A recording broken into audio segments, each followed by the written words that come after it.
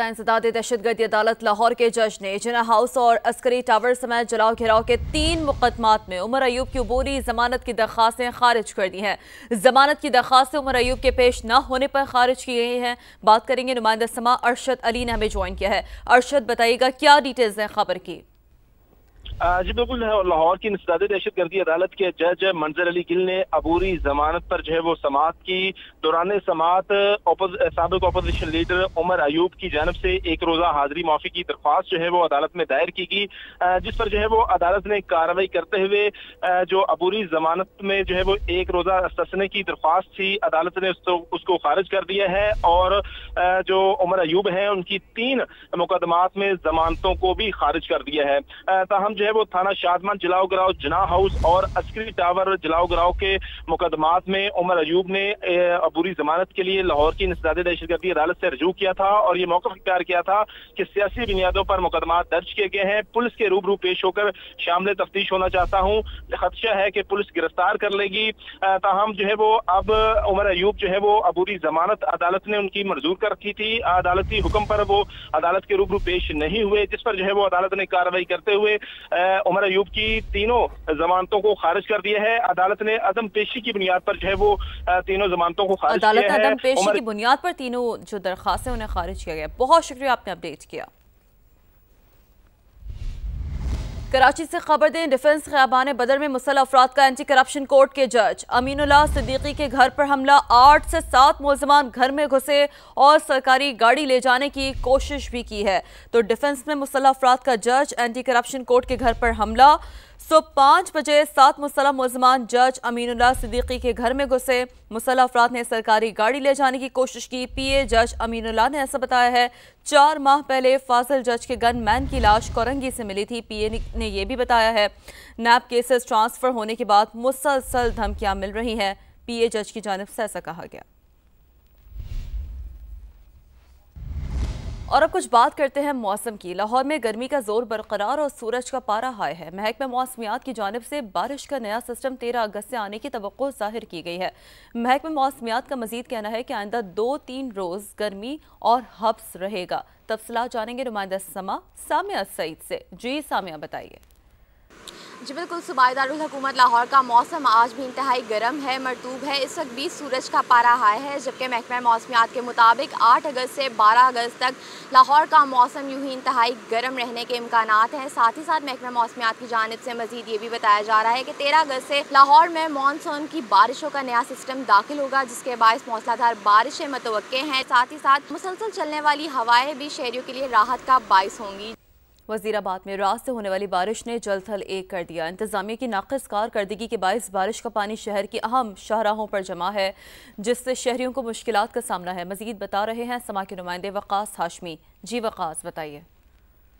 जी बिल्कुल, ज़िला वज़ीराबाद में रात से लगातार होने वाली बारिश ने हर जगह जल थल कर दिया। मेरे पीछे आप देख सकते हैं ये कोई दरिया का मंजर नहीं है, बल्कि शहर का इलाका इलाहाबाद है, जहाँ पर ये तमाम इलाका सीवरेज के नाकस सिस्टम की वजह से और इंतज़ामिया की नाकस कारकर्दगी की वजह से पूरा इलाका जो है वो तालाब का मंजर पेश कर रहा है, जिससे शहरियों को शदीद मुश्किलात का सामना करना पड़ रहा है। और मैं आपको बताता चलूँ कि बारिश के बाद गैपको के मुताबिक फीडर्स जो है वो ट्रिप कर गए हैं, जिससे शहर में बिजली भी जो है वो गायब है। शहरियों ने वज़ीर आला पंजाब से मुतालबा किया कि ये जो बारिश के बाद ये इस इलाके में बारिश का पानी जो खड़ा हो जाता है सीवरेज के नाकस सिस्टम की वजह से, वो फिलफोर जो है वो ठीक किया जाए। जी, और अब ये जानिए कि मारूफ सनतकार और FPCCI के patron in chief SM Tanvir ने हुकूमत से बिजली 9 सेंट और शरह सूद 9% करने का मुतालबा कर दिया। कहते हैं हुकूमत मराद दे तो भारत को शिकस्त देंगे। Pakistan textile, mines and minerals से माला माल है। इस हवाले से मजीद बात करेंगे नुमाइंदा समा कासिम अरशद से। कासिम अरशद, क्या कहना है इनका? जी बिल्कुल, अमेरिका ने पाकिस्तान पर 19% तजारती टैरिफ आयद किया है। इस पर हमारे साथ patron in chief FPCCI SM Tanvir मौजूद हैं, इनसे बात करते हैं। ये बताएं, आप समझते हैं कि 19% जो टैरिफ है ये इंप्रेसिव है पाकिस्तान के लिए? पूरे रीजन में सबसे कम टैरिफ पाकिस्तान पे लगा है। हम सिर्फ ये अब गवर्नमेंट को कह रहे हैं, जिस तरह से बजट का एक इशू आया, फील्ड मार्शल साहब इन्वॉल्व हुए, गवर्नमेंट हमारे साथ बैठी, SIFC हमारे साथ बैठी और 14 दिन में हमने सारे मसले हल कर लिए। हमारे रीजन में जो बिजली का रेट है वो 6 सेंट से शुरू होकर 8.5 सेंट है। हम कह रहे हैं हमें 9 दे दो, हम लड़ लेंगे। इंटरेस्ट रेट जो है वो 4% से लेके 6% तक है। हम कह रहे हैं इंटरेस्ट रेट को भी ठीक कर दें और बिजली ठीक कर दें, और जो ओवर टैक्सेशन हुई हुई हैं उसको ठीक कर दें। आप देखिएगा दिनों में फ़र्क नज़र आएगा आपको। टेक्सटाइल इमीडिएटली हमारी चलेगी और जो पेट्रोलियम प्रोडक्ट्स हैं वो इमीडिएटली चलेंगे। एहसन तनवीर, इनका ये कहना है कि अगर हुकूमत मराद देती है बिजली की, उसमें मराद देती है और इंटरेस्ट रेट कम करती है, तो पाकिस्तान दुनिया में बेहतर अंदाज से अमरीकी मंडियों में बेहतरीन अंदाज से मुकाबला कर सकता है। जी, और अब कुछ बात करते हैं जश्न आज़ादी की तैयारियों की। हाफिजाबाद में जश्न आज़ादी की मुनासिबत से फैमिली मेला, बच्चों ने मुख्तलिफ मुकाबलों में हिस्सा लिया और इनामात जीते। मजीद बात करेंगे समा के नुमाइंदे इम्तियाज ताज से। जी इम्तियाज, बताइएगा।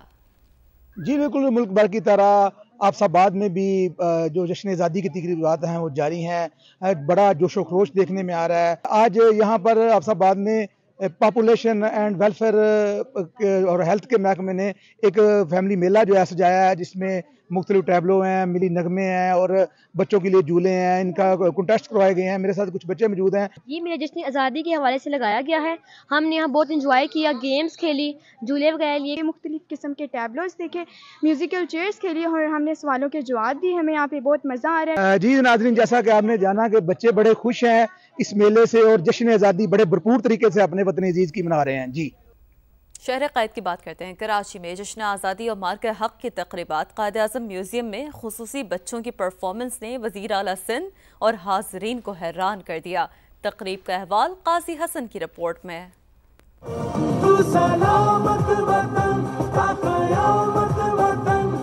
मिली नगमों की धुनों पे शानदार परफॉर्मेंस, खुसूसी बच्चे वतन से मोहब्बत में सबसे आगे। क़ायद-ए-आज़म म्यूज़ियम में जश्न आज़ादी और मार्का हक़ की मुनासबत से तकरीब सजी।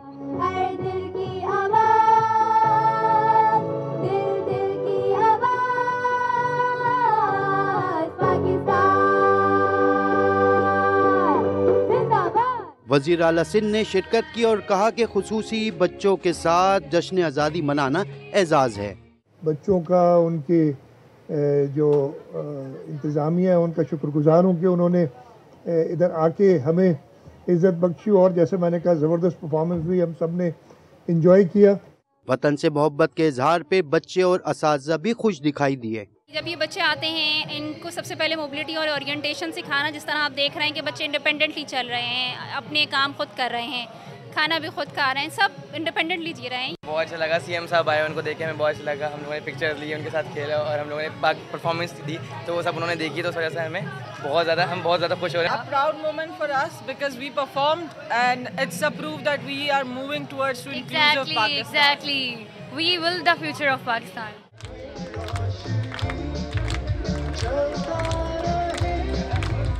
जश्न आज़ादी और मार्का हक़ की तकरीबात में सिर्फ आम बच्चे और लोग हिस्सा नहीं ले रहे, बल्कि इसमें खुसूसी बच्चे भी भरपूर अंदाज में हिस्सा लेके बता रहे हैं कि वो भी पाकिस्तान की तरक्की में बराबर का साथ दे रहे हैं। कैमरामैन इमरान शाहिद के साथ काजी हसन, समा, कराची। और मुआशरे के कुछ हीरोज़ ऐसे भी हैं।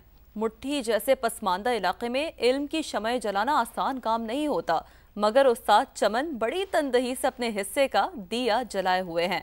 अली गुलरिंद अपनी रिपोर्ट के साथ।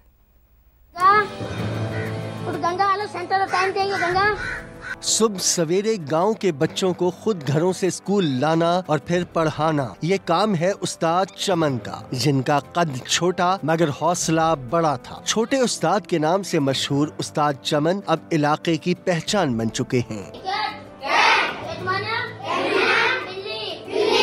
चमन ने ग्रेजुएशन के बाद नौकरी के बजाय इलाके के गरीब बच्चों को तालीम के जेवर से आरास्ता करने का फैसला किया, मगर फैसले को अमली जामा पहनाने के लिए छत थी ना ही फंड। ऐसे में एक फलाही तंजीम ने नॉन फॉर्मल स्कूल के लिए कमरा बनवा दिया। हमारे गांव में जो बाहर होते हैं 9 से 11 साल कम उम्र वाले, वो तालीम से बिगड़ गए थे, उसी को भी इस स्कूल में सेंटर में दाखिल हुए थे, तालीम से रह गए थे, लकड़ी बारी की खेती बाड़ी का काम कर रहे थे, उसके लिए इस सेंटर में एडमिशन भी लिए वो पढ़ रहे हैं। चमन का इरादा पुख्ता और लगन सच्ची थी। गांव के लोग भी छोटे उस्ताद के बुलाने पर बच्चों को स्कूल भेजते हैं। अगर सर चमन ना होगा तो ये गांव में कोई है ही नहीं एजुकेशन वाला, जो लड़का जो ग्रेजुएट हो तो वो जो तालीम दे सके। छोटा उस्ताद शागिर्दों की दिलचस्पी बढ़ाने के लिए मुख्तलिफ गेम्स भी कराता है। जीतने वालों को इनाम दिया जाता है।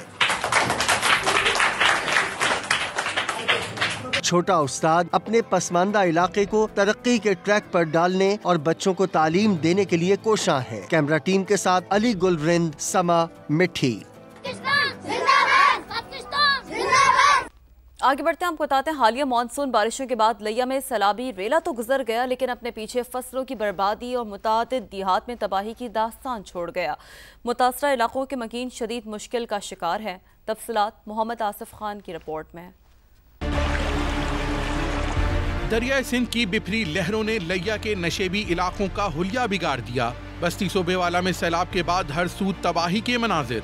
सर्वे रिपोर्ट के मुताबिक सैलाबी रेले से 47 गांव मुतासिर हुए, 75 घर मुनहदिम, 30,000 एकड़ पर खड़ी तिल, कपास, मूंग और कमाद की फसल को नुकसान। बस्ती माची, बस्ती जंगेजा, बस्ती मजोठा, बस्ती एलियानी, इधर के जो भी स्टूडेंट है या जो भी मजदूर लोग हैं वो जाते हैं तो पानी से गुजर कर ही जाते हैं। इधर रोड बहुत टूटे हुए हैं। काफ़ी फसलों को भी नुकसान हुआ है, जिसकी वजह से ज़्यादातर जो नए साल गन्ना लगाया वो भी सारी वो फसलें तबाह हो गई हैं। जिला इंतजामिया सैलाब से होने वाले नुकसानात का तखमीना लगाने में मसरूफ। मौसमियाती तब्दीलियों से पाकिस्तान को हर साल शदीद बारिशों और सैलाबी सूरत हाल का सामना है। कैमरा टीम के साथ मोहम्मद आसिफ खान, समान, लिया।